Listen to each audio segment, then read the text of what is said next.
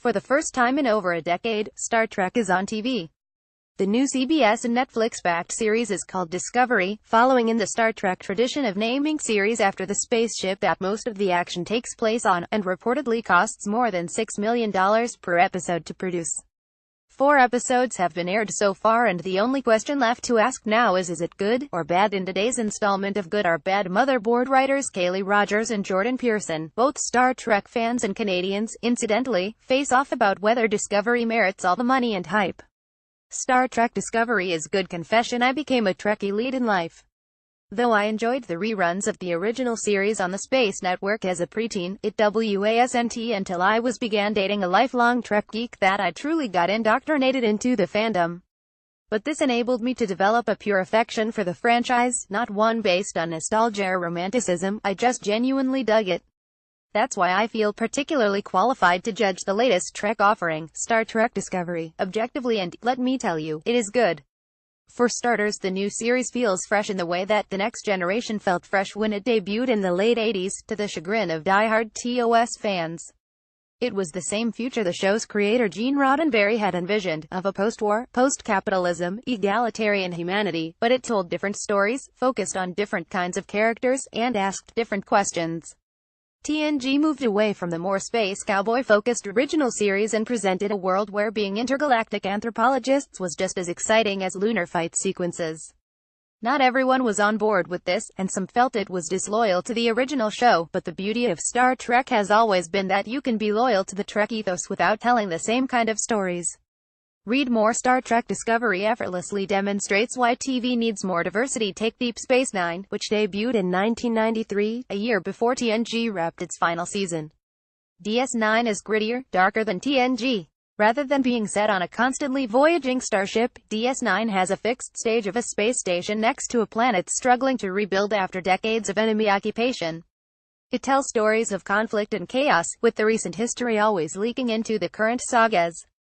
But it's still Star Trek in its idealism, its humor, its adventure. That's why I'm firmly in the good camp for Discovery. As a serial, it takes a different approach to storytelling than previous Star Trek series, but that's a good thing. It's been 16 years since we've had a new Trek series debut, so it was time to really rethink the kind of show it would be. But while Discovery is slicker, darker, and more modern, it retains the essence that makes Star Trek great. It is joyful, even in dark moments, it is experimental, and it is optimistic in spite of itself. It portrays a future where, even if an intergalactic war is breaking out, humans are brave, clever, compassionate, and don't think twice about following a woman of color as leader. It's the kind of future Roddenberry always hoped we'd be able to achieve, and it's captured in a fresh and inviting way with Discovery. No, it's not exactly like its past counterparts, but that might be the most Trek thing about it. Kaylee Rogers. Star Trek Discovery is bad. Here are some things that you can do with $6 million every week. You could fund a federal government program week after week. You could feed the entire population of a small country. You could drop that kind of money out of a blimp every Sunday while blaring "Who Let the Dogs Out" from a loudspeaker, and it would still be a better use of it than producing an episode of Star Trek Discovery. It's all just an immense waste, basically, because Star Trek Discovery has no discernible purpose for existing. It doesn't surprise or particularly entertain me, and I'm willing to bet it's not even doing many favors for CBS Access, the online-only content portal that CBS is essentially mortgaging Discovery to promote in the US at the cost of millions. It's a glob of inert capital on your screen, asking you to appreciate it for existing. When Star Trek is at its best, it's smart and fun. And when it's not smart, at least it's fun.